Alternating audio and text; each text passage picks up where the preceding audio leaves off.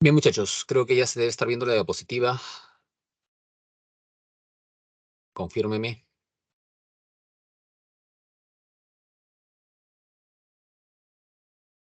Listo. Ok, entonces empezamos. Mi amigo pone la cámara porque a veces pongo la cámara y se me cuelga mi sistema. Esperemos que no, ya, esperemos que no.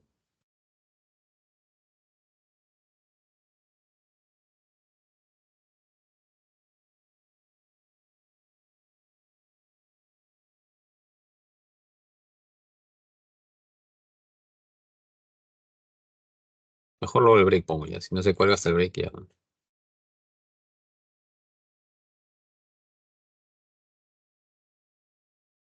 Bien, muchachos, a ver, vamos a empezar con el tema correspondiente al día de hoy.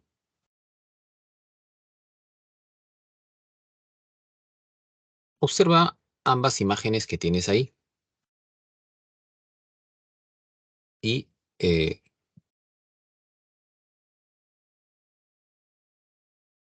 dime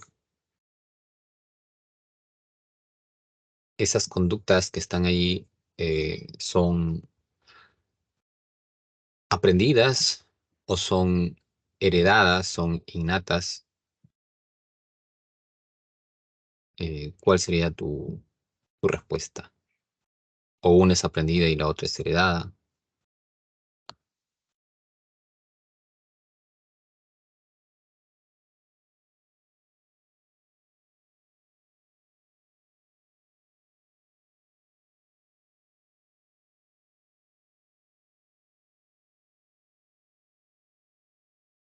A ver, Gabriela dice aprendidas. Fernando, aprendidas. Adi, aprendidas.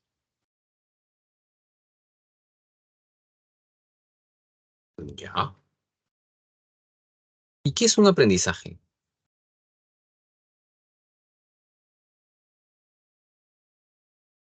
¿A qué llamamos aprendizaje?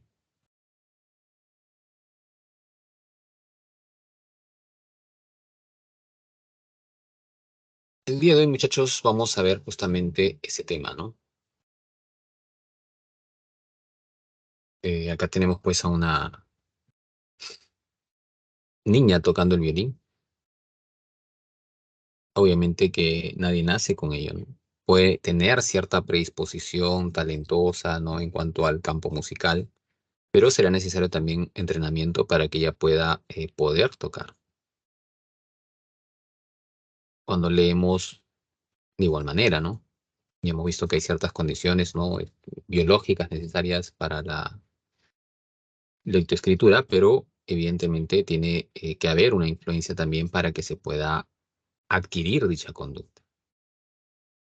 Entonces, ¿qué es un aprendizaje, no? Es el tema del día de hoy. Y en aprendizaje hay básicamente dos enfoques, ¿no? Que vamos a verlo, bueno, en esta clase y la siguiente.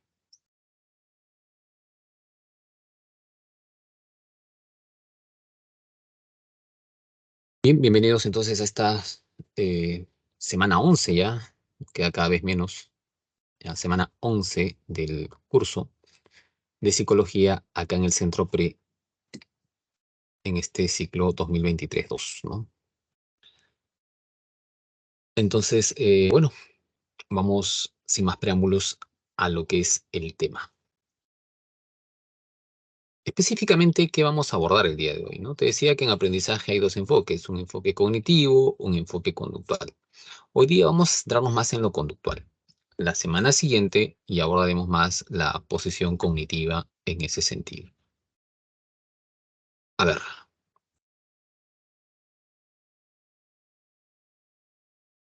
tenemos acá el temario, ¿no?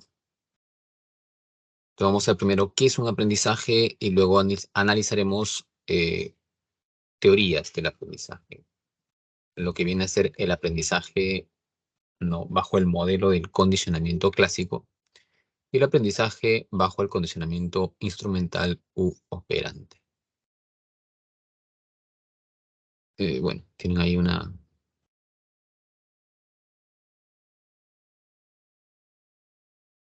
una viñeta, ¿no? Con un gráfico de los dos ratoncitos.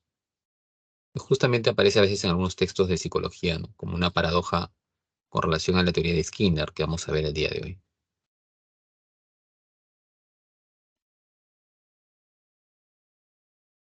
Bueno, empezamos entonces con el tema. ¿Qué es un aprendizaje? Coméntame tú lo que tú consideres, escríbelo en el chat. ¿Qué es para ti aprendizaje? ¿Cuándo dirías que alguien ha aprendido algo? ¿Qué indicadores, señales tiene que haber para decir que alguien aprendió algo? A ver, te leo, te leo.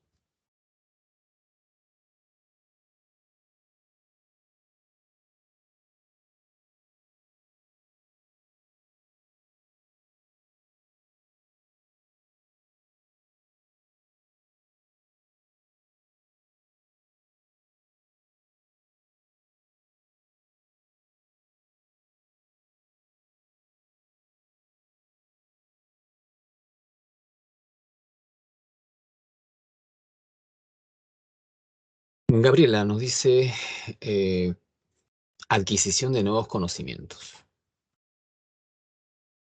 Ya, o sea, uno aprende cuando adquiere nuevos conocimientos.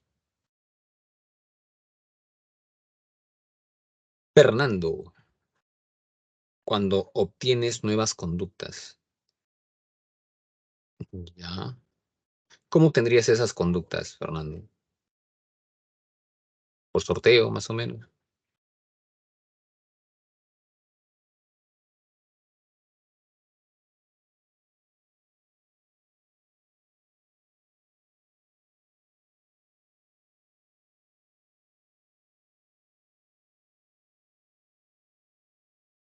Yanina, buenas tardes. Yanina dice, ¿cuál es la pregunta? No logré escucharlo por la bulla.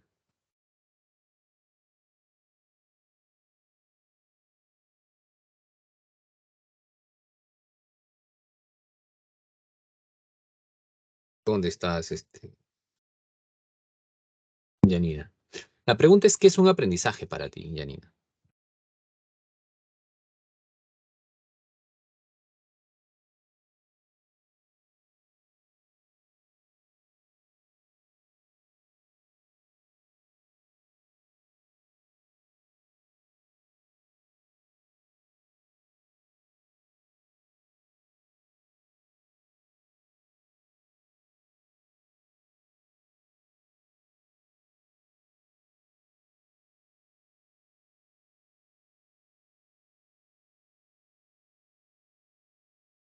Oigan, tus compañeros nos han dicho básicamente cuando uno aprende o bueno, adquiere nuevos conocimientos y cuando uno obtiene nuevas conductas. ¿Alguien más por ahí?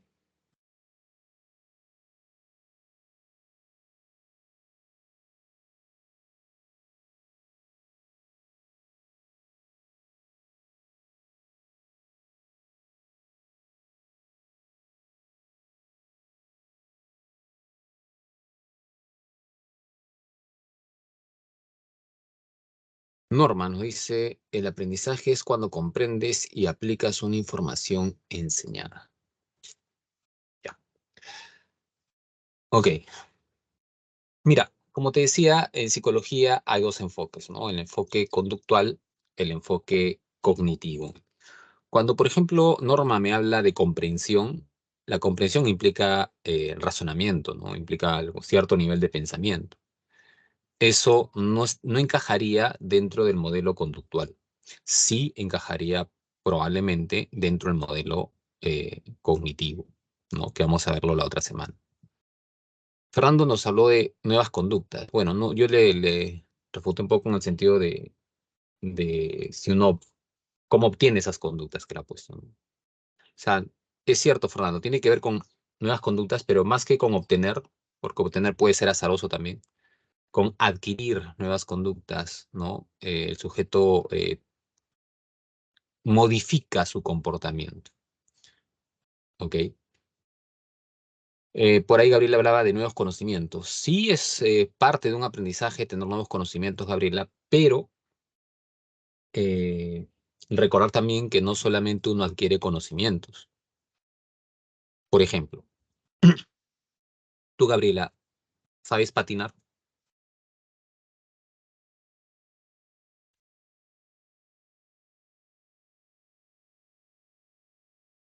Ya, no me dice Gabriela. Ok.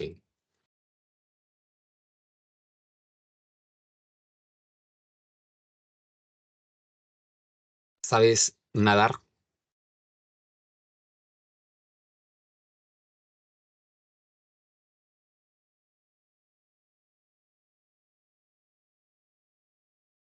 Tampoco. Ya, ok.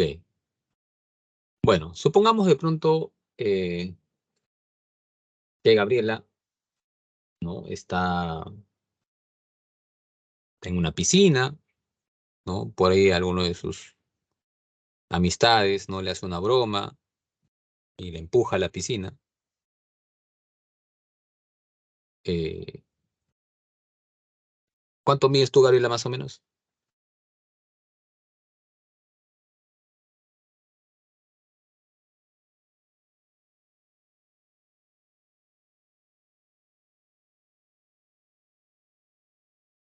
1,57, ya. ¿Qué pasaría si le empujan en una piscina de estas grandes, ¿no? Tipo olímpicas, ¿no? Y Gabriela se hunde y se sigue hundiendo, en fin. Eh, Podríamos decir que ella sabe nadar,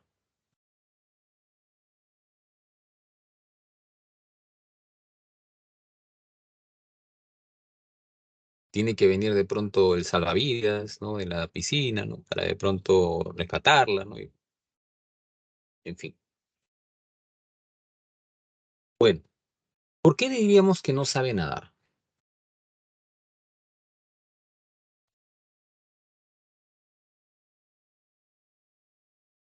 ¿Cómo notamos que ya no sabe nadar?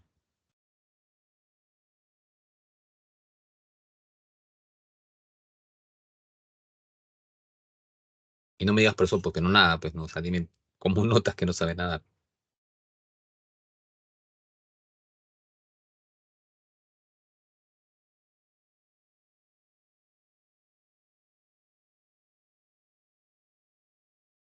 No sabe cómo evitar hundirse. Ya, por ejemplo, esa es una condición. No tiene los comportamientos, ¿no? No tiene las conductas necesarias para flotar en el agua, ¿no? No las ha adquirido aún esas conductas de poder flotar o bracear, ¿no? Para evitar hundirse. Ahora, ¿qué pasaría si de pronto con esa experiencia Gabriela de pronto va ahora en verano a un taller o a unas clases de natación? Y después de, no sé, en marzo, supongamos, ¿no? Otra vez está con sus amigos y por ahí, otra vez a alguien por ahí se le ocurre empujarla a la piscina. Pero ahora ella sí, ¿no? Ahora sí ya no está que toma el agua de la piscina, ¿no? Sino que ahora sí, eh, apenas cae, ¿no? Rápidamente logra flotar, ¿no? Y hacer los movimientos, los braceos que requiere para no hundirse. Pregunto, ¿diríamos que aprendió o no?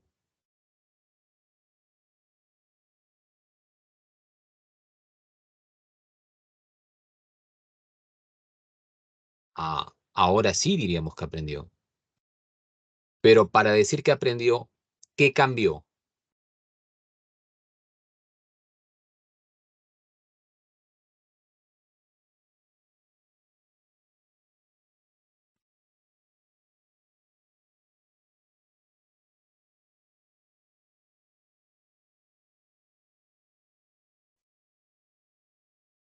Su conducta. Muy bien, ya me van captando.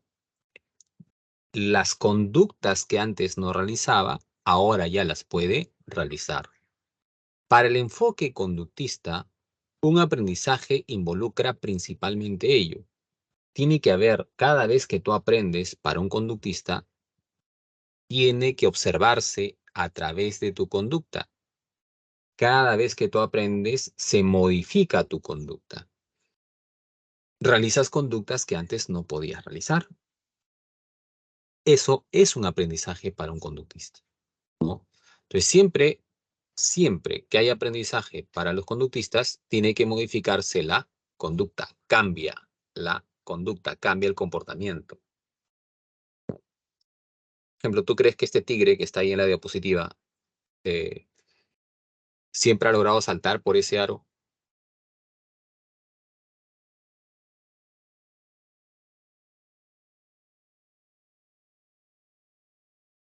¿Ese elefante siempre ha realizado ese movimiento que está ahí en el circo?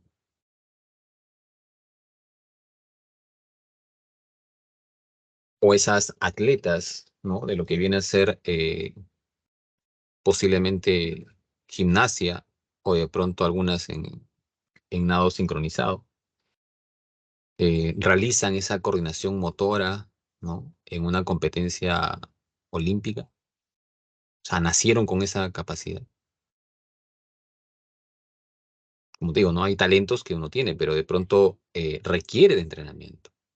Y aprender implica que se modifique el comportamiento, ¿no? Para que, por ejemplo, esa gimnasta logre el salto, como quien dice, casi perfecto, es producto de práctica y práctica y práctica y práctica y entrenamiento, entrenamiento, entrenamiento que haya tenido que tener.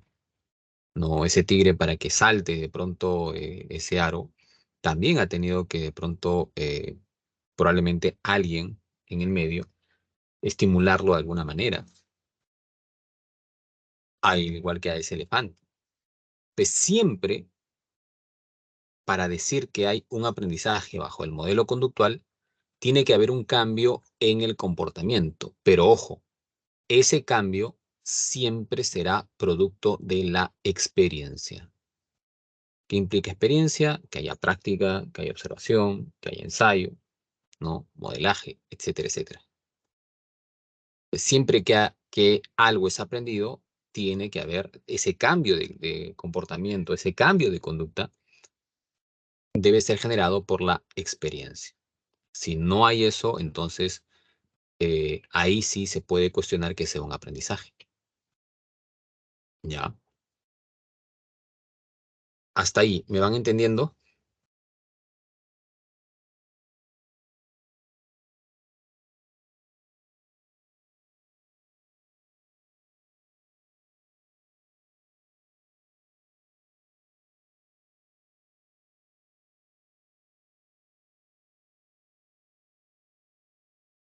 Ahora dime, ¿y a qué se referirá con que el cambio o en el aprendizaje, ese cambio en el comportamiento es relativamente permanente? ¿A qué crees tú que se refiere eso?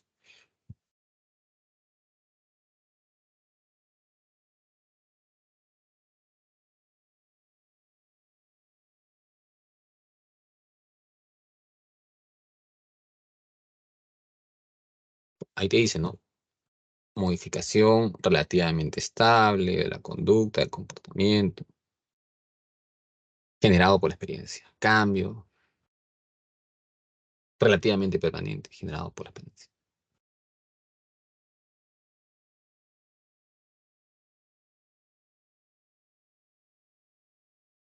Mira, como yo te dije, no solamente bueno, te dije hace un momento, no solamente uno adquiere conocimientos, ¿no? No solamente se aprenden conocimientos, se aprenden también movimientos, afectos, normas, costumbres, etcétera, etcétera. Pero siempre cualquiera de estos comportamientos que nos llevan a respetar normas, a costumbres, a tener un afecto, a desarrollar movimientos, una secuencia motora o a tener conocimiento para algo, siempre tiene que ser producto de la experiencia. Ahora, el que tú aprendas algo no necesariamente significa que va a quedar para siempre en tu vida. Y eso es algo que, por ejemplo, muchos estudiantes sobre todo cuando están iniciando su preparación, eh, no lo tienen en cuenta. ¿A qué me refiero? Por ejemplo, es muy probable, creo que este domingo es tu examen, ¿no? Confírame.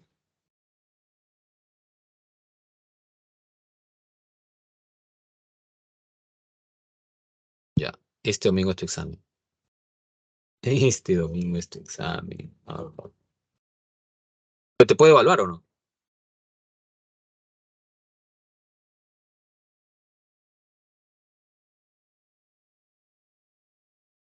Te puede evaluar.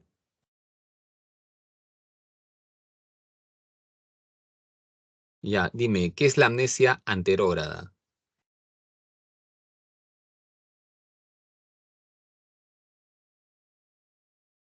Con tus palabras. ¿Cómo que qué, Fernando? La amnesia anterógrada.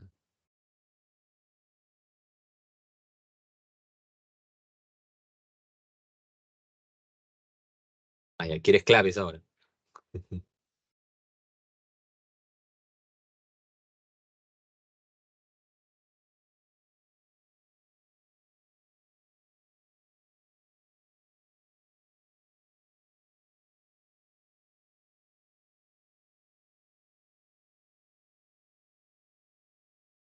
Gabriel lo dice, ya no poder adquirir memorias nuevas. Ya, vale, vale, vale, vale. Con tus palabras está bien, vale. Adriana Briones nos dice, cuando recuerdas el pasado, pero no lo que vives después. Bien, vale, muy bien. La esencia está. No, no, no importa las palabras si es que tienen el mismo sentido, ¿no? Ok, perfecto, está bien. Punto para los tres que me han contestado.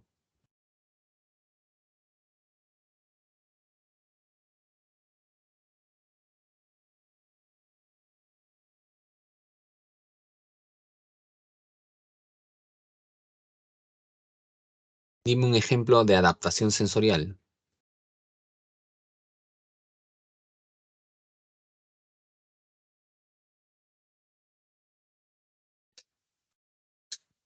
Dime un ejemplo de adaptación sensorial.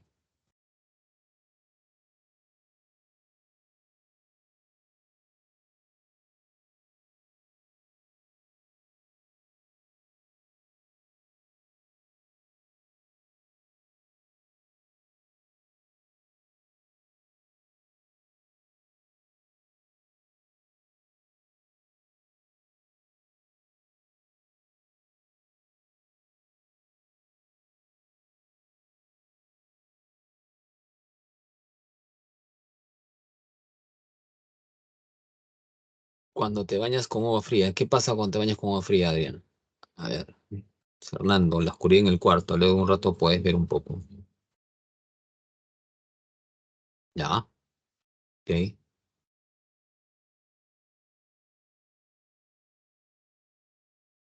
Luego te acostumbras. Ya, más o menos. Algunos le dicen costumbre, ¿no? Pero en realidad el término, si vamos a ser muy precisos, no sería tan acostumbrarse, porque costumbre es algo social, ¿no? Término es adaptarse, adecuarse, ¿no? En ese aspecto. Pero ya, vale. Ahora,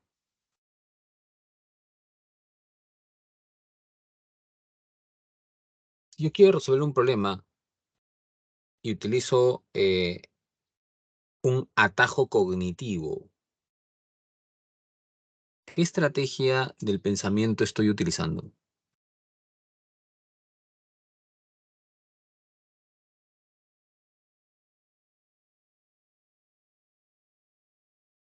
Heurística, dice Gabriela.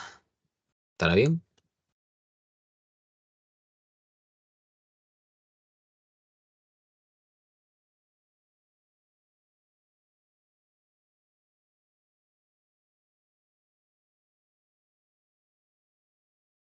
Es correcto, está bien, ¿no? Porque simplifica las cosas, ¿no? La heurística simplificaba las cosas, ¿no? Por ejemplo, cuando te dejas llevar por estereotipos, por ejemplo. Bueno, vale. Entonces, mira, ahí estamos hablando de ciertos conocimientos, conocimientos que quizás alguno de ustedes no tenía el ciclo pasado, ¿no? Respecto al curso, pero que quizás ahora ya lo tienes. Entonces, ¿qué cambió? Cambia tu respuesta en relación a esos conocimientos. Eso es un aprendizaje. Pero puede pasar, ¿no? Supongamos que acá tus tres compañeros que me han respondido, ¿no? Adriana, bueno, cuatro, ¿no? Gabriela, Adi, Fernando, eh, terminando este ciclo, finalmente logren su ansiado anhelo de ingresar a la universidad. Y quizás ellos van para cualquier otra carrera menos para psicología. ¿Alguno de ustedes va a psicología? Adriana, Fernando, Adi, Gabriela.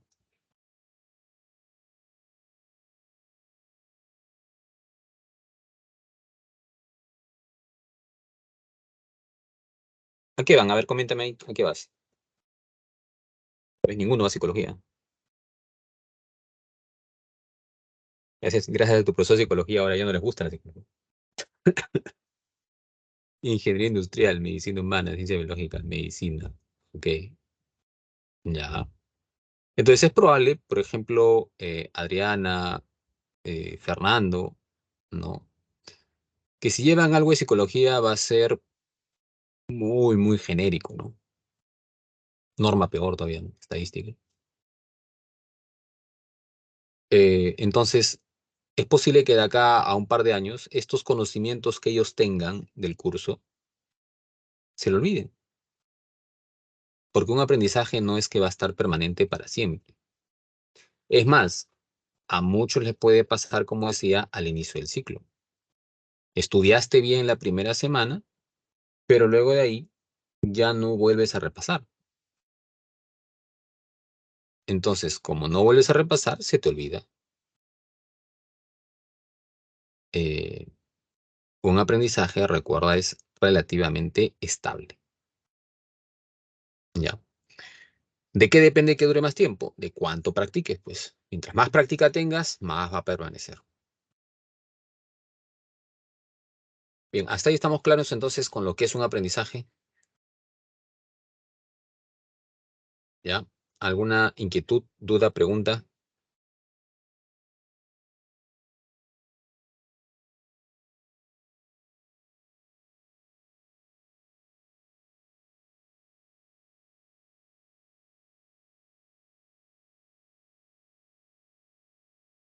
Acá hay otro punto que hay que diferenciar. ¿Cuándo algo no es un aprendizaje? Porque eso también muchas veces algunos confunden. ¿Cuándo algo no es un aprendizaje? Mira, cuando cambia tu comportamiento producto del efecto maduracional. Cuando hay cambio en la conducta, pero es debido a la maduración, o sea, esa secuencia, ¿no? Ya programada biológicamente, eso no es aprendizaje, pues. Cambios, por ejemplo, como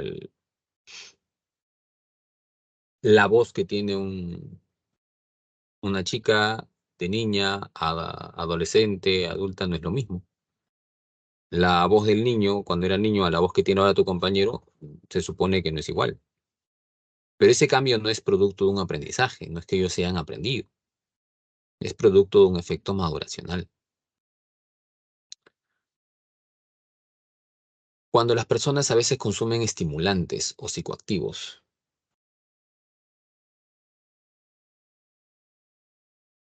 hubo un caso muy conocido, no me acuerdo en qué olimpiada, en fin, pero había hace algunos años un nadador, ¿no?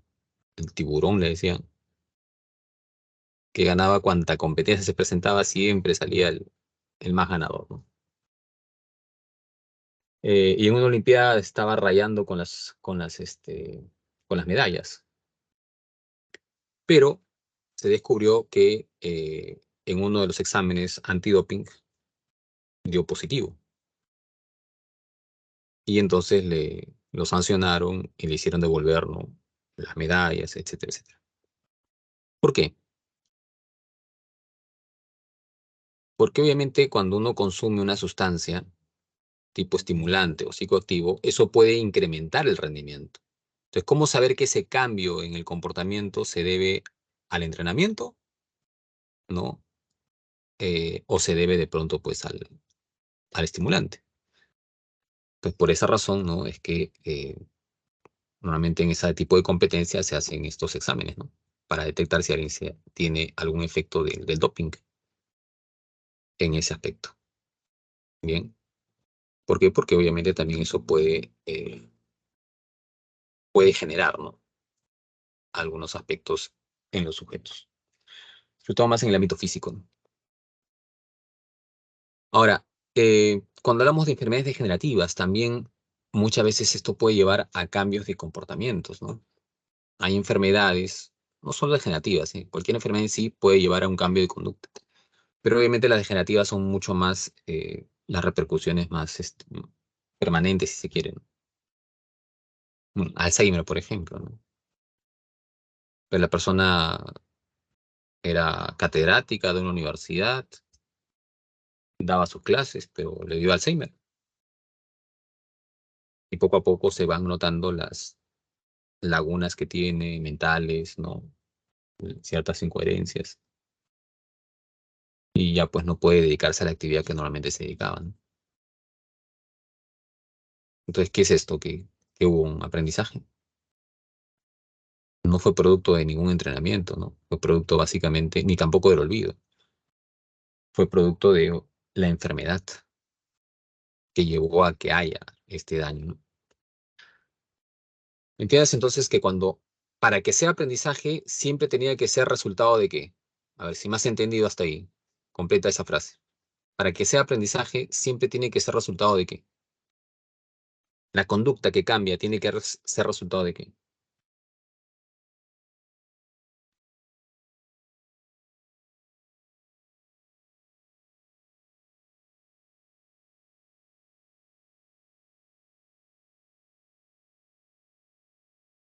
Ah, muy bien, muy bien. Bien, Gabriela, bien, Fernanda. Bien, Fernanda. Solo que es con X experiencia, Fernando.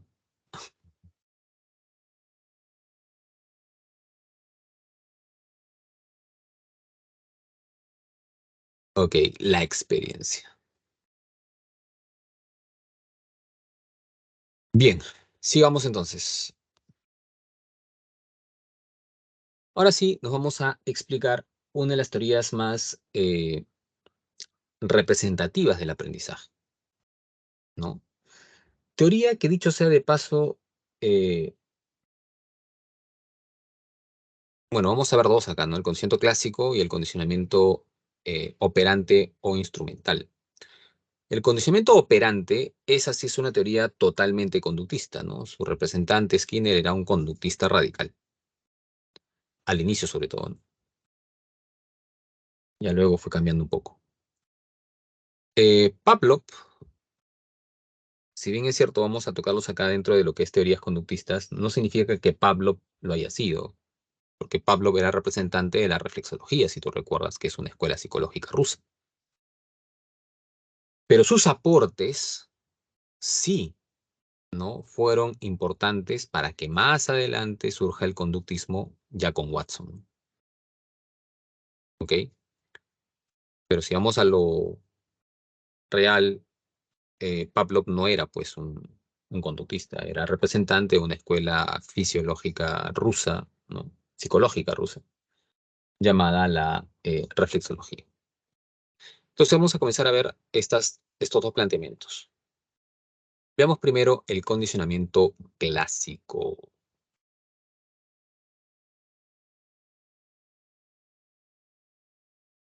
Y acá necesito tus 10 minutos de concentración máxima, ya,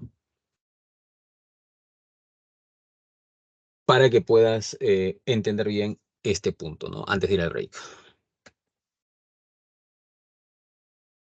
¿Qué fue lo que hizo Pablo? Ahora, es más, la imagen ahí también no es tan fidedigna, porque en realidad eh, no es que Pablo haya experimentado con una campana, pero es un poco lo más gráfico, lo que de cierta manera, pues la mayoría lo ha asociado así. Lo que Pablo hizo, primero es que él, pues, trabajaba en un laboratorio, él era un fisiólogo, a él le interesa principalmente estudiar, era un médico, ¿no? Investigador, un gran investigador en realidad. Y a él le interesaba estudiar la fisiología digestiva. Y por eso es que él tenía un perrito como sujeto experimental en el laboratorio. Y por eso es que él sometía al perrito, pues, con unas cánulas, ¿no? Porque le interesaba ver el proceso digestivo. Sin embargo, cierto día, él y su ayudante se percatan de que cuando ellos llegan al laboratorio, el perro empieza a emitir gran cantidad de salivación. Y entonces, obviamente, pues, Pablo, que era muy curioso, ¿no? Esto no pasa desapercibido para él. Y es ahí un poco que cambia el giro, ¿no? De la investigación. Mira, como algo tan anecdótico, cambió también el giro de la ciencia, porque Pablo luego se convertiría, pues, y hasta ahora, ¿no? En un ícono para la psicología. La teoría que propondría Pablo hasta el día de hoy sigue vigente, ¿no? O sea, y seguirá vigente, porque, o sea, es una forma de entender cómo aprendemos. No, obviamente, no va a explicar todos los tipos de aprendizaje, pero sí. Y, por ejemplo, para la psicología clínica es fundamental saber conocer a Pablo. No conoce a Pablo y psicólogo clínico, o sea, no sé, no, ¿dónde estará? ¿Por qué? Porque esto nos explica muchas veces cómo aprendemos, eh, sobre todo de manera involuntaria, y cómo podemos muchas veces generar incluso miedos, fobias, en fin, que obviamente para un psicólogo clínico trabaja mucho con eso, ¿no? Muchos cuadros ansiosos tienen como base el condicionamiento clásico. En la publicidad también se utiliza mucho, ¿no? Para aparear estímulos. Eh, ¿Alguna vez has visto una película quizás en la que sin darte cuenta ya te van condicionando? Cuando había esta tensión, ustedes deben saber por su curso de historia, de la Guerra Fría le llamaban, ¿no? ¿Entre quién era eso? ¿Te acuerdas?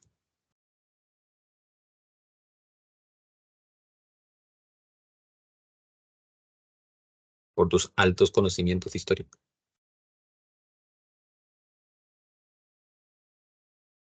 La Guerra Fría, ¿a quién se le... Ah, muy bien, Gabriela, entre la Unión de Repúblicas Socialistas Soviética y Estados Unidos, ¿no? Cuando ambos tenían casi el mismo poder. Y entonces pues eran como dos potencias mundiales en rivalidad. Curiosamente, cuando tú ves películas tipo Rambo, ¿no? ¿Te das cuenta quién siempre sale como los malos y quién siempre salen como los salvadores, los buenos? ¿Te das cuenta quién en las películas al final, cuando sale la victoria, también sale una banderita por ahí con sus estrellitas? ¿O nunca te has percatado de eso?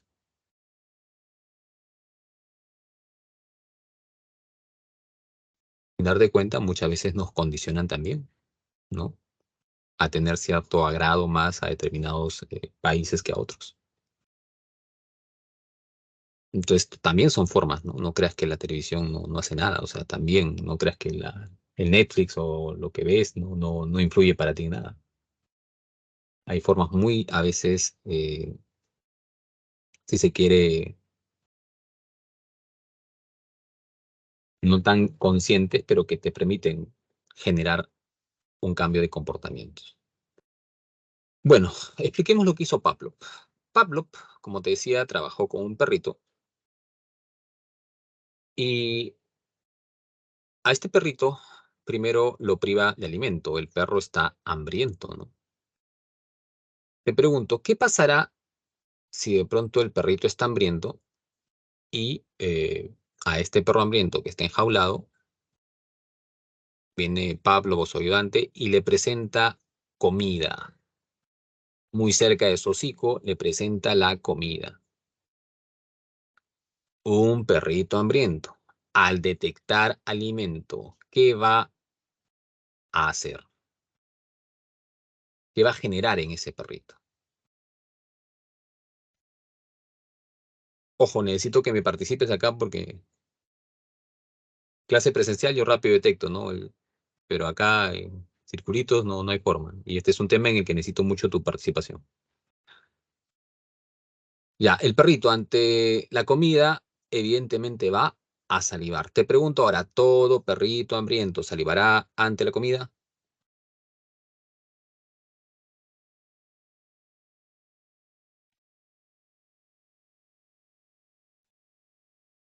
Ah, entonces esa respuesta es una respuesta natural. Esa respuesta de salivar es una respuesta que le van a llamar, que Pablo le va a llamar respuesta incondicionada, ¿sí? Incondicionada. Y en este caso la comida, que fue lo que provocó esa respuesta, será el estímulo incondicionado. Entonces, un primer aspecto que tienes que recordar es que un estímulo incondicionado va a generar una respuesta incondicionada. Ahora, ¿qué pasa si a ese perrito, ¿no?, que está en la jaula, se le presenta un sonido?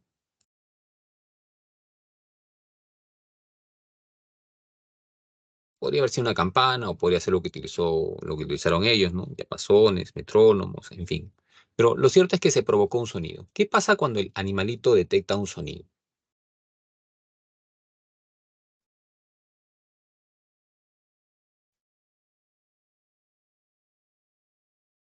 Dime, ¿qué pasa cuando el animalito detecta el sonido?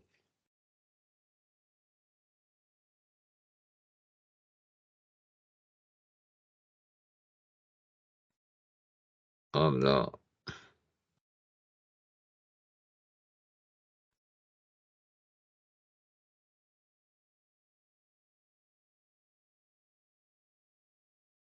nada, profesor.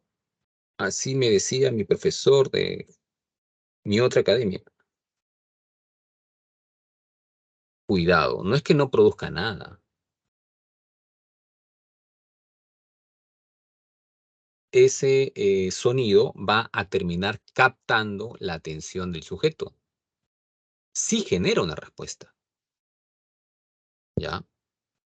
En este caso, a ese sonido que terminó captando la atención se le va a llamar estímulo neutro,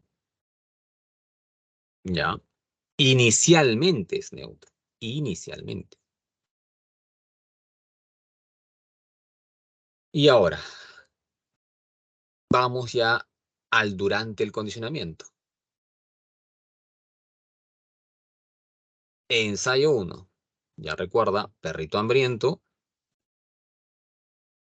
se produce el sonido, el perro fija su atención hacia el sonido, inmediatamente se le presenta el alimento. Y ante el alimento, el perrito hambriento saliva. Otra vez, ensayo 2. Se produce el sonido, el perro se dirige hacia el sonido, se le presenta, ¿no?, al perrito el alimento, y ante el alimento el perro saliva. Ensayo 3. Otra vez se presenta el sonido, otra vez el perro fija su atención hacia el sonido, otra vez viene Pablo, su ayudante, le presentan la comida al perrito y ante eso el perro empieza a salivar. Ensayo 4. La sola presencia del sonido ya genera salivación en el sujeto. Viene la comida y ahora saliva mucho más.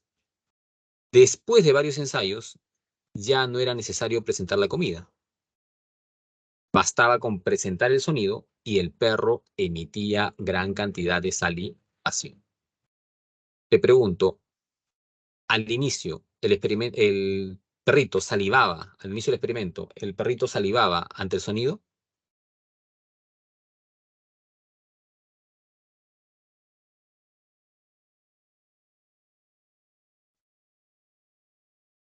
Habla, al inicio, ¿el perrito salivaba ante el sonido?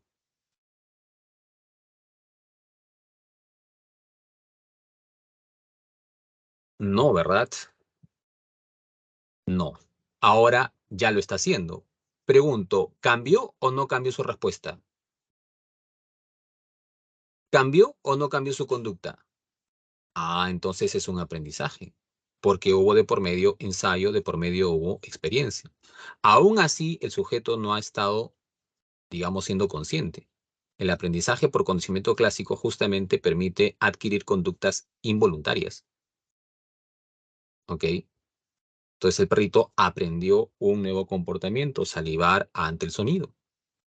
Bien, y con esto, para que te vayas a ley, ¿qué fue necesario para que el perrito aprenda a salivar ante el sonido? ¿Qué se hizo durante el experimento, si te das cuenta? Esto, mira, se apareó el estímulo neutro con el estímulo incondicionado. ¿Y esto qué permite? Que este estímulo que inicialmente era neutro, ahora pasa a ser condicionado. ¿Ok? Eso siempre tiene que ocurrir en el condicionamiento clásico, el apareamiento de estímulos. Ahora, si tú quieres ver qué repercusión tuvo esto para la psicología, entonces en 10 minutos te espero, sal a tu break. En 10 minutos nos conectamos nuevamente en ese aspecto. ¿Ya? 10 minutos, ¿ah? Dale.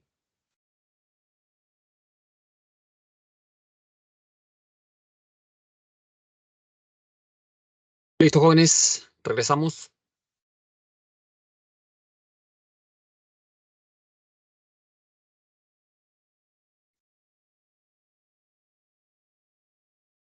Confírame tu presencia.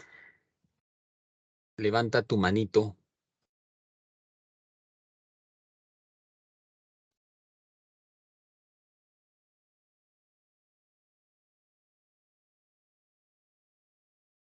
Fernando, ¿dónde está? Ahí está. Norma.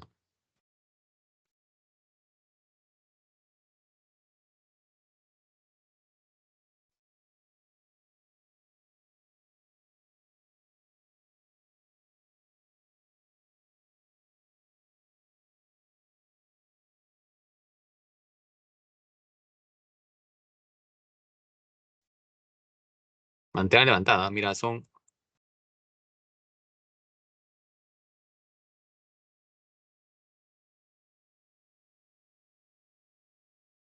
8. Mínimo necesito 10.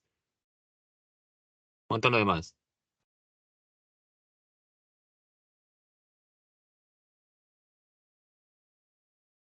Ahí está mejor, ya ves.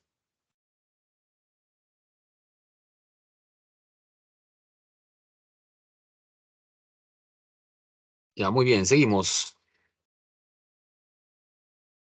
Bueno, entonces te decía que este experimento que hizo Pavlov fue bastante importante, ¿no? Porque permitió de cierta manera entender cómo a veces se puede asociar estímulos para desencadenar cierto tipo de respuestas. En este caso, el perrito no salivaba ante lo que viene a ser el sonido y ahora sí.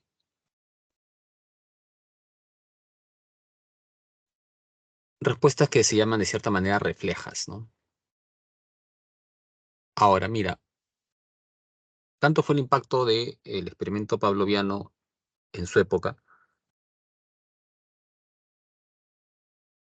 que los trabajos se difunden por diferentes partes del mundo en aquella época, que costaba que un trabajo se difunda. Y eh, en Estados Unidos Este señor, bueno, no está más que su nombre acá, el señor Watson, creador del conductismo, toma como base el planteamiento pavloviano y tuvo un experimento muy célebre con un pequeño al cual se le llamó, bueno, el pequeño se llamaba Albert. ¿Y qué ocurrió? ¿Qué hizo Watson con este pequeño Albert? Acá tienes la gráfica, ¿no? El pequeño, inicialmente, bueno, Watson le presentaba una rata blanca, y este pequeño, ¿qué hacía ante la ratita? No experimentaba miedo. Ante la ratita, el pequeño más bien, como era un estímulo móvil, ¿no? Le despertaba curiosidad, quería jugar con la ratita. Pero lo mejor que estaba este pequeño tratando de jugar con la ratita, se provoca tremendo sonido.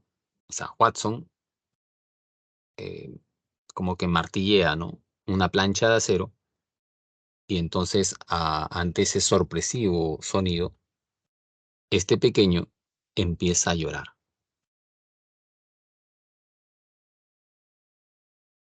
Llorar ante este sonido intenso, ¿es algo natural o aprendido?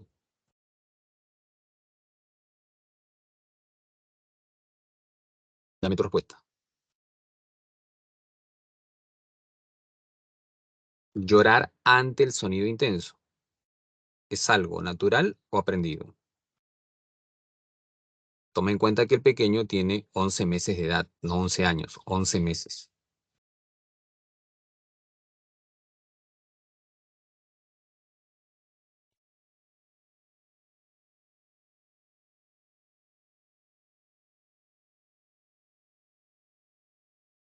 Habla, natural o aprendido.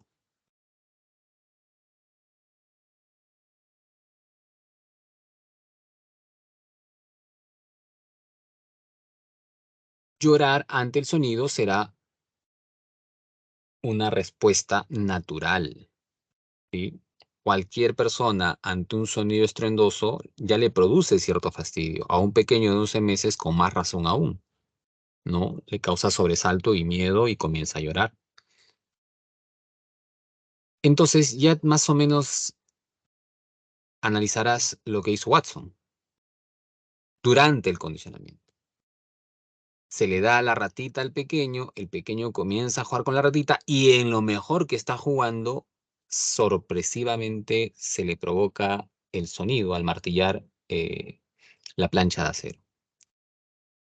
Y ante ese sonido intenso, el pequeño suelta la ratita y se echa a llorar. Después de algunos breves ensayos, solamente la presencia del sonido, mejor dicho, la presencia del sonido ya no es necesaria, la sola presencia de la ratita generaba el miedo. El pequeño veía a la ratita y ya no quería jugar para nada con la ratita. Se desesperaba, comenzaba a llorar, ¿no? En fin, solamente al ver la ratita. Te pregunto, al inicio, ¿el pequeño tenía miedo a la ratita?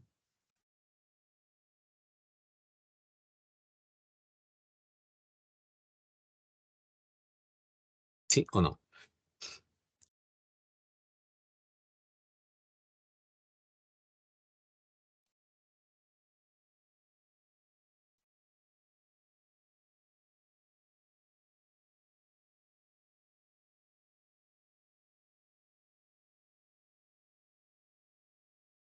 No, ¿verdad? Al inicio el pequeño no tenía miedo a la ratita. Ahora sí lo tiene, ¿no? Entonces, ¿esto qué implica? Nuevamente, el niño está realizando conductas como, por ejemplo, llorar al ver la ratita. Antes no lloraba al ver la ratita, ahora sí. Cambio de conducta relativamente permanente, producto de la experiencia, es aprendizaje, ¿no? Basado utilizando puramente condicionamiento clásico, el condicionamiento clásico pavloviano. El niño adquirió un miedo, que en ese caso se hizo una fobia. Y, como te dije al inicio de este tema, muchas veces las fobias se adquieren sin que uno se dé cuenta. Muchas fobias se adquieren por condicionamiento. Entonces es necesario saber cómo se adquirió para también saber intervenir sobre ello. Fernando pregunta, ¿también estímulos parecidos a la ratita? En un experimento puede ocurrir eso que tú dices. O sea, si se condiciona de esa manera, también puede que ahora el pequeño no tenga miedo solamente a la ratita, ¿no? Sino también a estímulos parecidos a ella. Llámese un peluche blanco, color blanco, ¿no? En fin, eso ya son aspectos que se van a llamar generalización, ¿no? De estímulos. Pero ya es un tema un poco más, si se quiere, de detalle, ¿no? A otro nivel, a otro nivel. Lo importante es que entiendas acá es el mecanismo, cómo se adquiere, ¿no? La conducta. Entonces, inicialmente la ratita era un estímulo neutro, no provocaba miedo, pero sí captaba la atención del sujeto. El martillazo sobre la plancha de acero era un estímulo incondicionado que provoca la respuesta de miedo. Se aparea nuevamente el neutro con el incondicionado. Se aparea, ¿no? Y entonces, ¿qué ocurre? Que la ratita deja de ser neutro y ahora pasa a ser un estímulo condicionado. La ratita que antes no provocaba miedo, ahora sí provoca miedo. El miedo a la ratita ya no es una respuesta incondicionada. El miedo a la ratita es una respuesta condicionada. Y la ratita se convierte en un estímulo condicionado, aprendido. Bien, hasta ahí. ¿Alguna duda, alguna pregunta?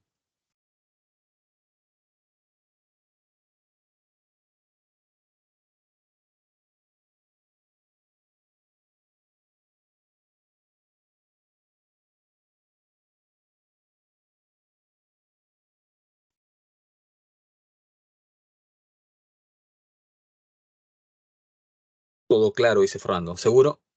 ¿Qué dice lo demás? ¿Se entendió?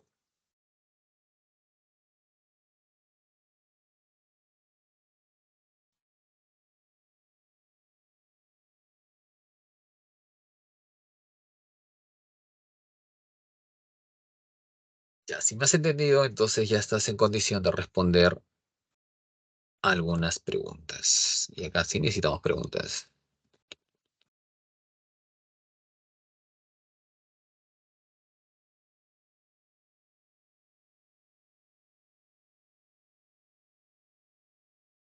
Ya, vamos acá. Ejercicio 2. Lee y luego dame tu respuesta.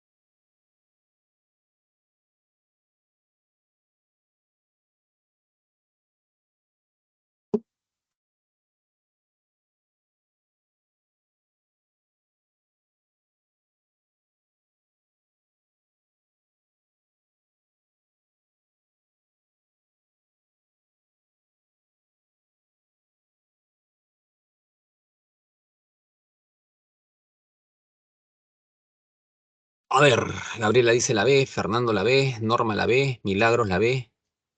¿Están seguros?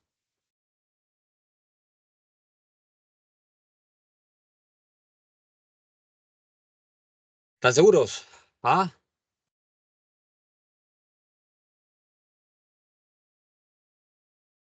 comprobemos, comprobemos, comprobemos. A ver, te dice, Jaime, bueno, este es un caso, ¿no? Que quizás a alguno de ustedes les recuerde su infancia, ¿no? Algunos han quedado con esa experiencia media traumática, ¿no? Y por eso algunos ya no quieren estudiar para nada matemáticas, ¿no? O a otros no eres tú, seguro es tu amigo, ¿no? Tu amigo. Ya. Bueno, Jaime dice tiene 7 años y siempre dice que no es bueno en matemáticas. Su padre es ingeniero y todos los fines de semana lo apoya en sus estudios. Sin embargo, tiene poca paciencia. Cada vez que el hijo se equivoca, él golpea la mesa muy fuerte, ¿no? El niño está tratando de resolver su ejercicio y cuando se equivoca, el padre golpea la mesa. Entonces el niño se asusta y comienza a llorar. La madre del niño se ha dado cuenta que cuando el papá lo llama para estudiar matemáticas, cuando el papá le dice, no, hijito, vamos a estudiar matemáticas. Bueno, Jaimito ya no quiere estudiar matemáticas, comienza a llorar, ¿no? En ese momento. Bueno, ¿qué se está dando ahí? Nuevamente. Eh, Antes de la situación que se produjo, el niño lloraba ante las matemáticas. Ahora sí. Entonces tienes que darte cuenta qué se aprendió y qué se asoció. Acá te preguntan el estímulo incondicionado. ¿Cuál es el estímulo incondicionado? ¿Y cuál es la respuesta condicionada?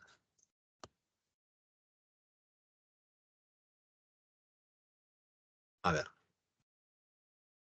si alguien, quien quiera que sea, ¿no?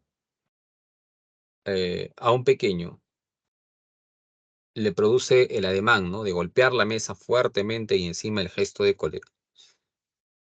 ¿Esto qué va a generar en la gran mayoría de niños?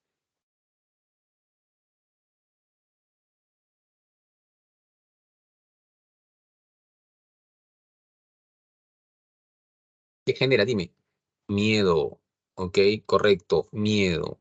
Ese miedo es un estímulo o respuesta.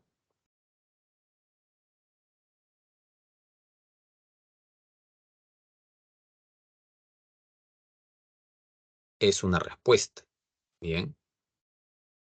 Es una respuesta, ese miedo, susto ante que alguien produzca un sonido al golpear la mesa. ¿Es una respuesta natural o aprendida?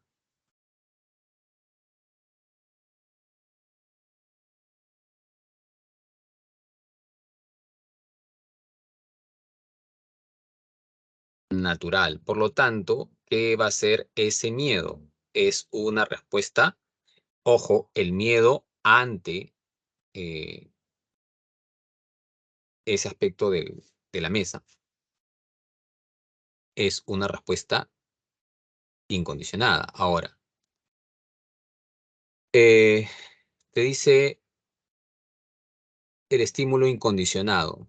Inicialmente el padre no tendría por qué provocar temor. Inicialmente el estudiar matemáticas no tendría por qué provocar temor, ¿no? En ese aspecto.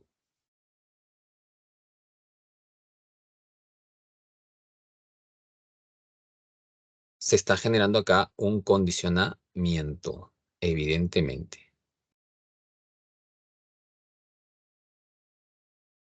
El estímulo incondicionado, ¿no? De manera natural, es el golpe de la mesa que va a provocar miedo. ¿Con qué se apareó? Lo que pasa es que acá tanto la respuesta incondicionada como la respuesta condicionada son el miedo, ¿no? No sé si me entiendes.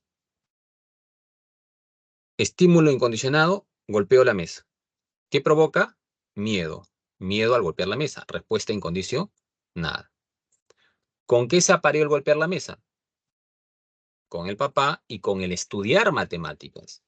El estudiar matemáticas antes era un estímulo neutro, pero ahora ¿en qué se ha convertido? En un estímulo condicionado. ¿Y qué provoca? El solo hecho de que le digan vas a estudiar matemática, ¿ahora qué le provoca? Miedo. Entonces también el miedo, pero el miedo a estudiar matemáticas es una respuesta condicionada. Bien, por eso ahí es la B la clave.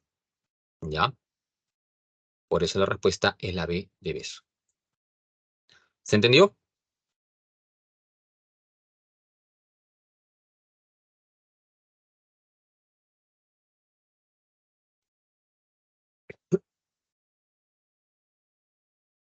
Pero no dice sí. Lo demás,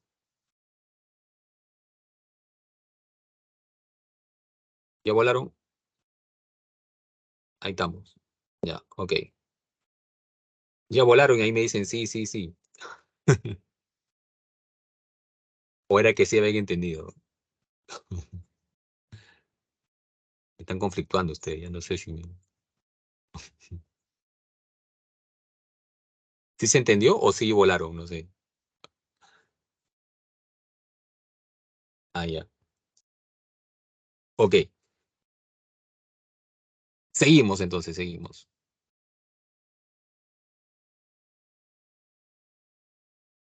Ya, vamos a explicar la siguiente teoría y si alcanza el tiempo, hacemos otra pregunta, ¿ya?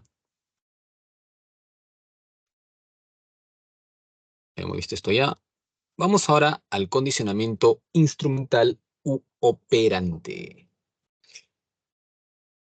Este condicionamiento, bueno, se le termina diciendo instrumental porque es una forma, o sea, el condicionamiento operante es una forma de condicionamiento instrumental. En realidad, el condicionamiento instrumental es más amplio, ¿no? Y surge con otro señor que es Sondike, previo a Skinner, que ya te hablaba del aprendizaje por ensayo y error, la ley del efecto, la ley del ejercicio, ¿no?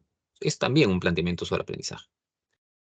De este señor, o sea, Skinner, no es que Skinner invente algo de la nada. Skinner, para poder crear su planteamiento, Skinner revisa diferentes planteamientos previos. Revisa el condicionamiento clásico pavloviano, revisa los planteamientos de Watson, revisa lo que viene a ser la teoría de Sondike y va diferenciando, va también tomando algo de algunos planteamientos para crear una de las teorías que terminó siendo también otra teoría de gran importancia en la psicología. Por años ha gobernado la educación. Aún se utiliza y aún obviamente es muy útil para explicar muchos aspectos en diferentes ámbitos del comportamiento, ¿no? Nos referimos al condicionamiento operante y a su creador, el señor Skinner. Eh, ¿Qué es lo que hace Skinner? ¿No? ¿Qué es lo que de pronto él realiza? Tú ves ahí la foto de Skinner y lo ves acá, ¿no? Con una caja. Bueno, esa caja es lo que se llama la caja skinneriana, ¿no? Que está diseñada de tal manera para que la ratita, ¿no? Bueno, hay varios experimentos que realiza él. Uno de ellos, obviamente, es con la ratita, en el que de pronto esta ratita, aunque no sé si acá aparece una rata o un cuy, pero bueno, lo clásico es con la ratita. La ratita estaba privada de alimento y la única forma de que esta ratita obtenga alimento era si lograba accionar una palanca que estaba allí. Si la ratita lograba bajar la palanca, iba a haber un surtidor de comida que proveyera de alimento a la ratita. ¿Ya? Eh, Inicialmente se coloca la ratita en el punto de partida y la ratita no baja la palanca. Tan de inmediato no. ¿Por qué? Porque normalmente una ratita cuando tiene hambre, ¿qué va a hacer? A ver, piensa, dime. ¿Qué hace una ratita cuando tiene hambre?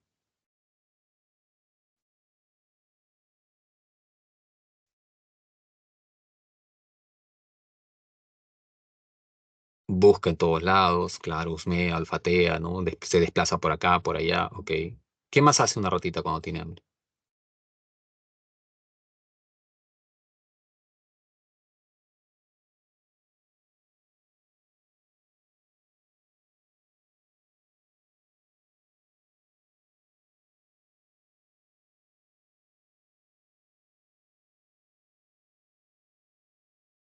Oh, y acá.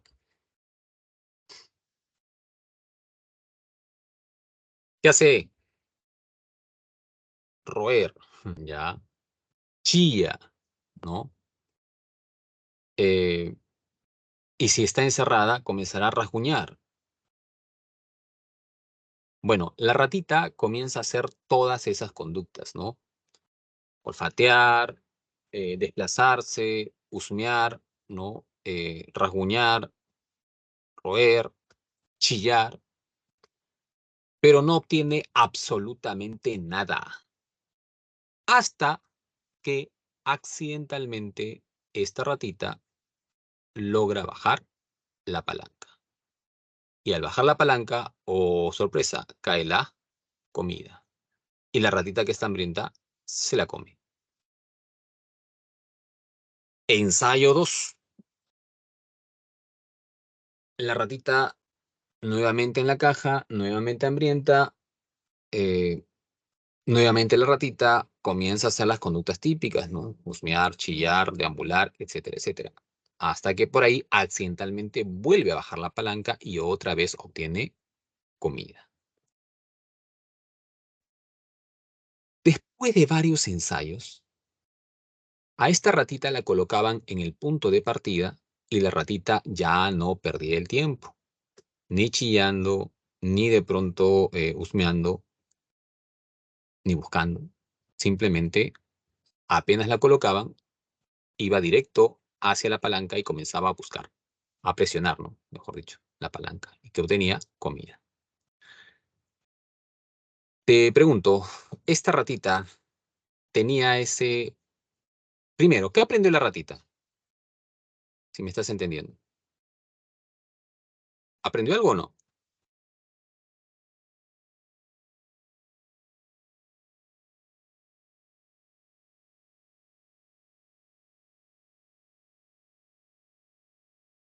¿Dónde obtener comida? Dice Fernando. Ojo, que la comida no estaba visible a la ratita, no es que la ratita pudiese ver la comida, más que cuando caía, ¿no?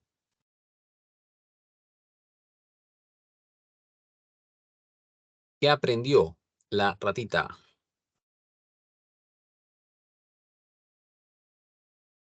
¿Qué comenzó a hacer que antes no hacía?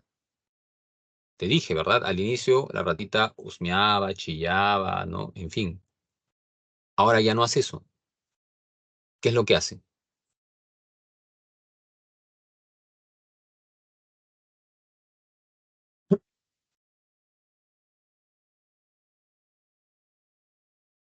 Si me has entendido, habla o escribe.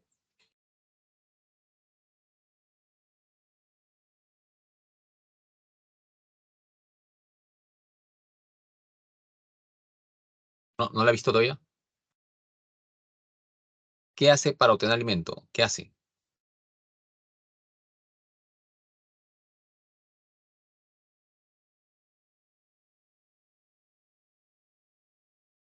Ah, baja la palanca, presiona la palanca.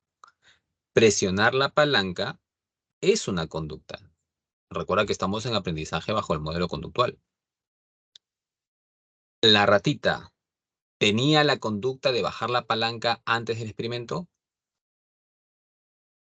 ahora ya la tiene. Entonces ha adquirido un nuevo comportamiento. Bien, lo que aprendió la ratita es a bajar la palanca. Esto, Skinner lo va a llevar a explicar en base a esto que él propone, que es la triple relación de contingencia. Para Skinner, un sujeto en un aprendizaje generalmente se va a dar esa triple relación de contingencia. Ahora, ¿qué pasó con la ratita también? Que luego ya se coloca un foquito dentro de la jaula y solamente caía la comida cuando la ratita presionaba la palanca, o sea, si es que la ratita lograba presionar la palanca cuando se encendía la bombilla de luz. O sea, se encendía la bombilla de luz, ese era el momento en que la ratita tenía que ir y bajar la palanca. Y ahí caía comida, ¿no? Si la ratita bajaba la palanca cuando no estaba encendida la bombilla de luz, ya no caía, ¿no? Entonces, cuando la ratita, la luz, inmediato iba donde la palanca y ¡pum! Presionaba la palanca. Y al presionar la palanca, ¿qué cae? Comida, ¿no? Skinner diseña lo que viene a ser la triple relación de contingencia como base para el aprendizaje en el condicionamiento operante. Respuesta operante de la ratita. En este caso, presionar la palanca. ¿Qué es el estímulo discriminativo? Es el contexto, el lugar donde se produce la conducta, lugar o ante quién, ¿no? En qué condición se produce la conducta. Pues acá, por ejemplo, la ratita está presionando la palanca cuando se enciende la luz. Se enciende la luz, va y presiona la palanca. ¿Ok? Y luego cae la comida. ¿Por qué la ratita aprendió a bajar la palanca?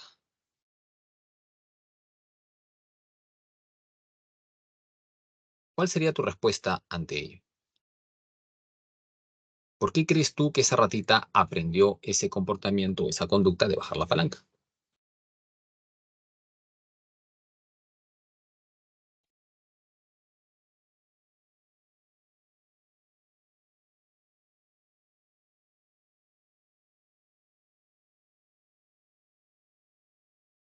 Ya, para conseguir comida, por la necesidad de obtener comida. Mm, ya, porque sabe que si lo hace va a recibir comida. Ok, hay que tratar de hablar en términos más conductuales, ¿ya? Eh, mira, para Skinner, lo determinante en el aprendizaje está acá. Y alguna vez eso ya ha sido pregunta incluso de examen de admisión. El sujeto, el sujeto de aprendizaje, en este caso la ratita, aprende por las consecuencias de su comportamiento. El comportamiento del sujeto genera una consecuencia y esa consecuencia hará que el comportamiento se incremente o que el comportamiento disminuya.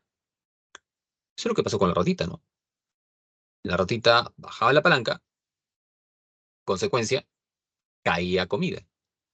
¿Y esto a qué llevaba? A que ese bajar la palanca aumente o disminuya.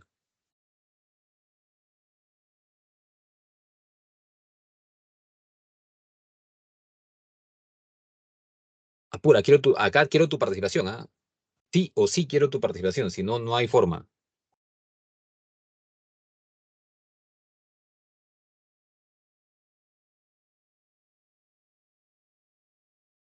Aumente, ok, aumente, claro, ¿no? Para Skinner, vuelvo a repetir, lo determinante es la consecuencia de la conducta.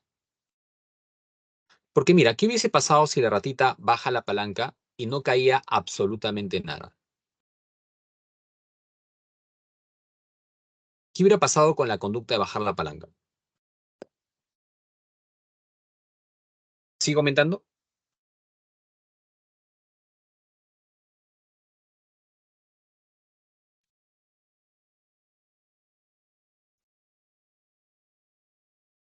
La ratita baja la palanca y no cae nada. ¿Sigo aumentando? No, pues no va a aumentar, ¿no? Entonces, para Skinner siempre hay que analizar lo que ocurre una vez que el sujeto hace la conducta. El sujeto realiza la conducta y luego viene una consecuencia. Eso va a ser determinante para ver si se incrementa la conducta o si la conducta disminuye. ¿Ok? Eso tienes que tenerlo bien presente acá, porque eso es la base para que entiendas esto. Si no entiendes eso, ahí sí ya fuiste, ¿no?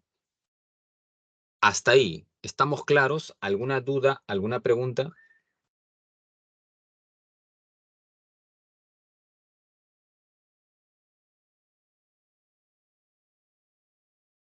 Apura.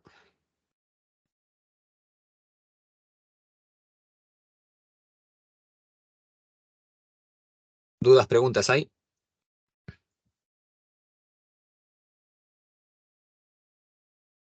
Ya, estamos bien. Ok. En realidad eso no es tan complicado. Lo complicado viene ahora,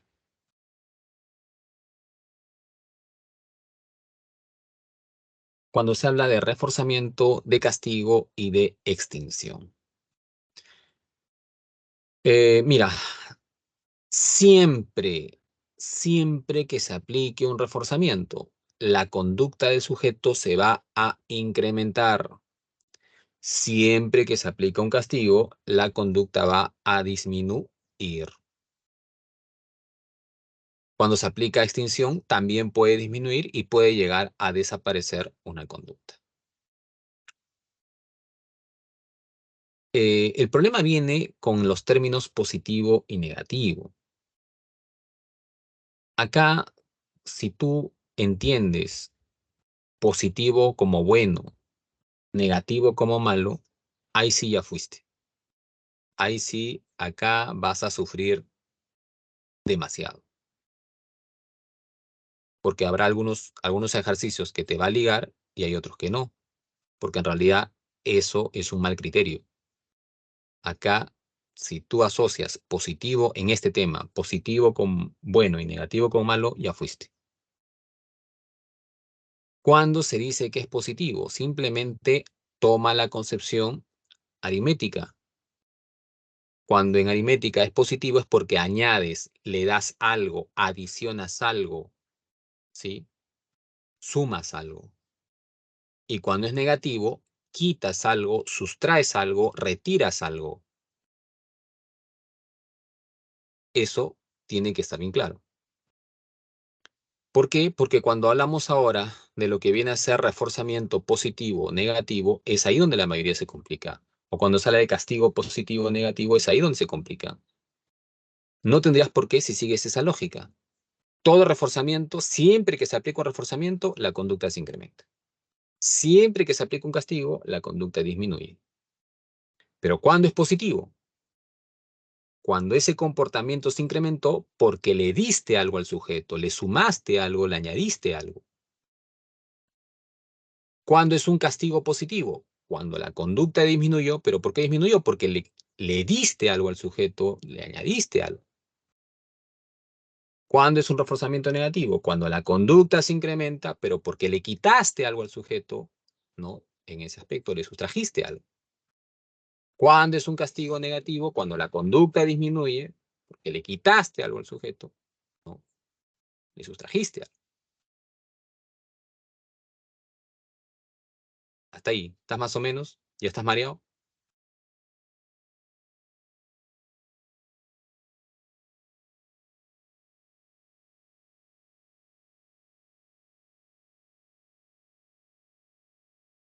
Ahora vamos con los ejemplos.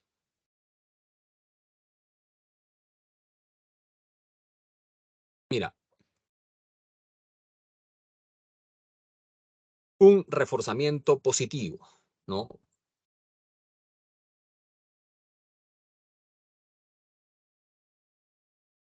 Acá, ¿no? Imagínate que este niño realmente se haya esforzado, ¿no? De pronto sacó una buena nota o colaboró en la casa, no sé. Pongamos eso ya, el niño colaboró en la casa, ¿no? Ordenó sus juguetes por lo menos. Y entonces la mamá, qué lindo, mijito, ¿no? Ya sabe ordenar sus juguetes. Vamos, vamos, vamos. Vamos a la tienda y le compra su helado. ¿Qué va a pasar con esa conducta de ordenar los juguetes del niño? O sea, que el niño ordene sus juguetes. ¿Se va a incrementar o va a disminuir?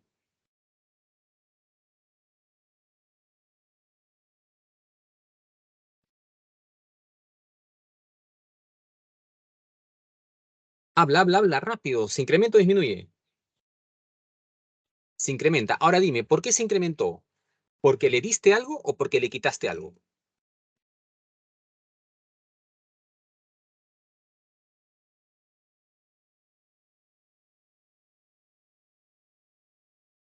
Porque se le dio, porque añadiste algo. ¿Ok? Ahora une las dos. Si se incrementó, ¿qué era? ¿Reforzamiento o castigo?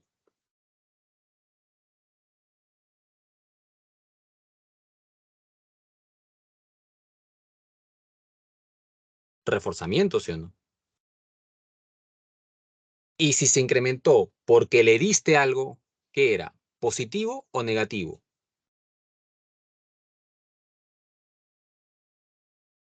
Positivo. Yanina, cuidado. Cuando se incrementa, es reforzamiento, ¿sí?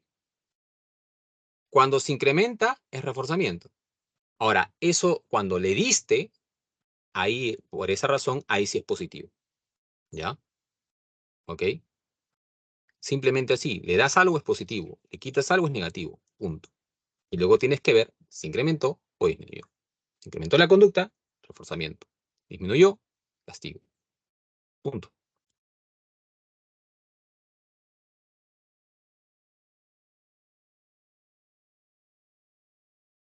El sujeto, eh,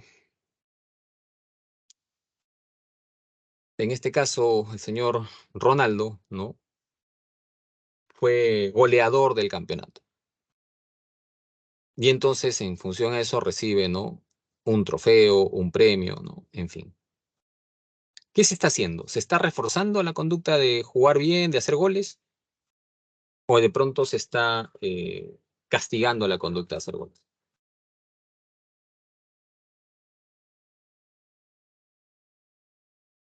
Si este premio lleva a que la conducta de jugar en él, de hacer goles, mejor dicho, se incremente, entonces ha sido un reforzamiento.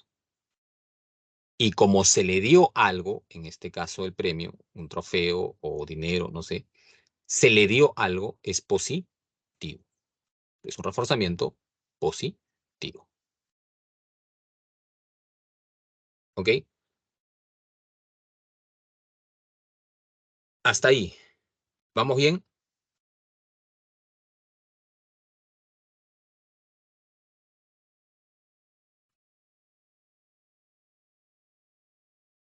Habla. Ya, vamos al siguiente caso.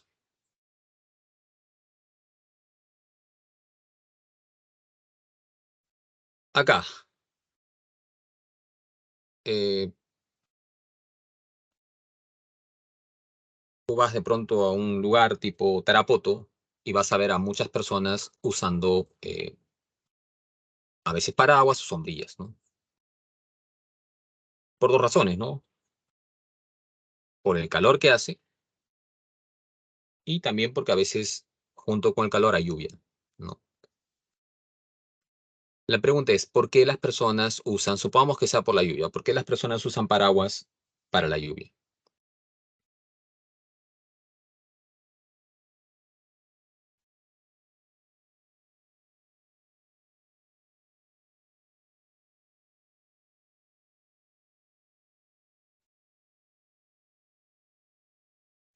Piensa, piensa, piensa.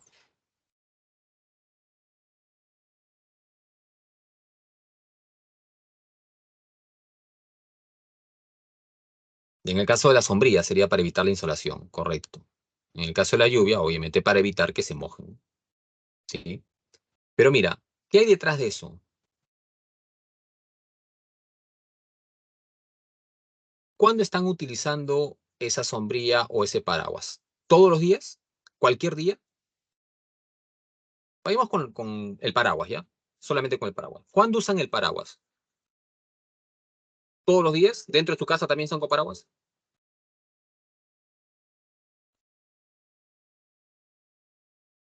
Piensa, piensa, piensa, vamos, rápido, dime.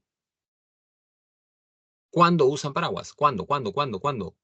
Cuando hay lluvia y salen a la calle, ¿cierto? Porque en su casa no tendría sentido, ¿no? No es que en la casa voy a estar con mi paraguas, ¿no? ¿Se entiende? Entonces, ese hecho de cuando hay lluvia y salen a la calle, ¿qué sería eso? Un estímulo discriminativo, porque es ese el contexto donde se va a producir la conducta. ¿Cuál es la conducta? Usar la sombrilla, en este caso usar el paraguas. Usan el paraguas y ¿cuál es la consecuencia? Evito la lluvia, ¿no? Se elimina ese estímulo aversivo para que no me caiga en ese aspecto.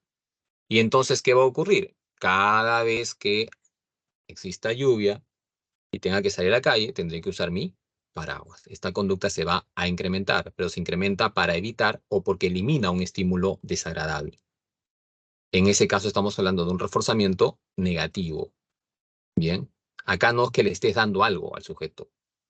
La conducta del sujeto va a llevar a que se elimine algo aversivo, a que se le quite algo aversivo.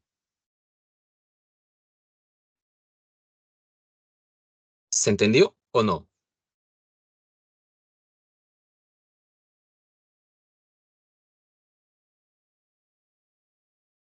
O sea, no es que porque usar el paraguas le estás dando dinero o un premio, no.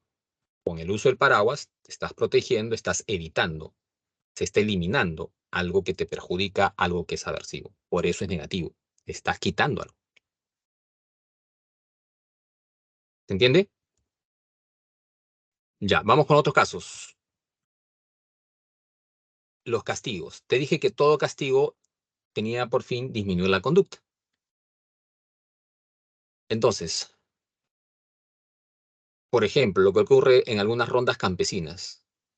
Este sujeto de pronto fue detectado robando, se le capturó, ¿no? Y entonces la comunidad, azote público, ¿no? Y ahí lo ves ahí al otro con su azote, ¿no? Y lo castigan en público. ¿Qué está ocurriendo acá?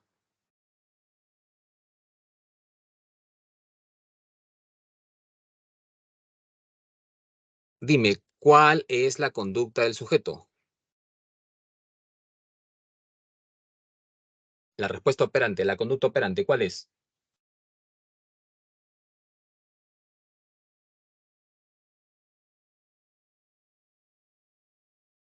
Apura, que quedan cuatro.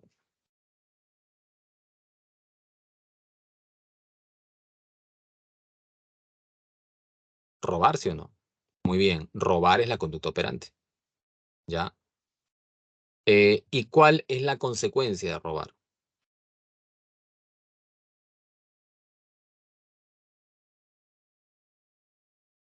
En el caso de este sujeto, robó y ¿qué pasó?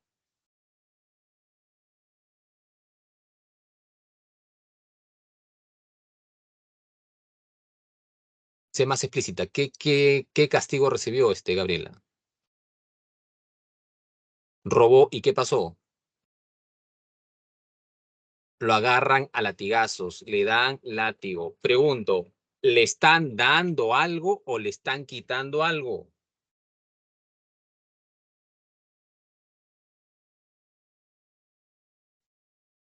Lo azotan, ¿le están dando algo o le están quitando algo?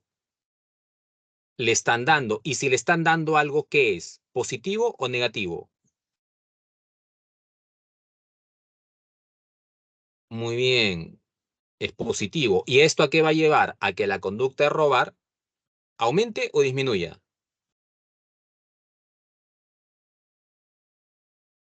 Disminuya. Entonces, ¿qué es? Únelas, ya está ahí, ya está ya. Únelas, ¿qué es? Janina, que la conducta de robar aumente. ¿Se está buscando que la conducta de robar aumente? No. Se está buscando que la conducta de robar disminuya. Y como disminuye la conducta, es un castigo. Pero como se le dio algo para que disminuya el azote, es un castigo positivo. ¿Te das cuenta? Ahora, ¿qué pasa con ese chico que dice, no, pero profesor, el pegar es malo? Entonces es negativo porque pegar es malo. Si tú haces eso en este tema, ya fuiste. Ahí te dije, truenas, que es un castigo positivo. ¿Ya? Ahora mira el otro caso. El sujeto realiza, pongamos la conducta, ¿no? A ver, el niño de pronto no ordenó sus juguetes, ¿ya? Entonces, la mamá lo que hace es quitarle el celular.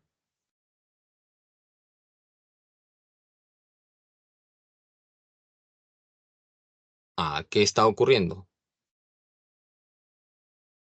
¿Se está reforzando o castigando?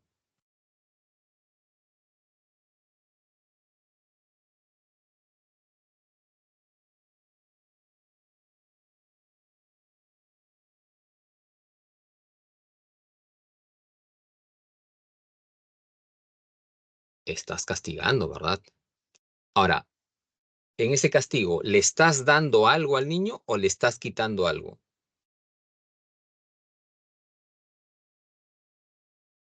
Ya no vas a jugar con el celular.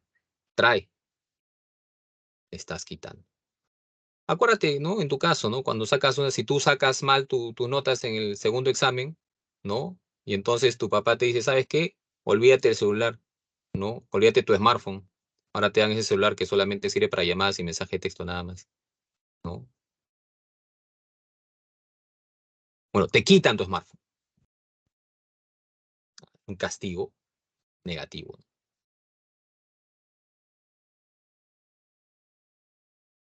¿Se entendió?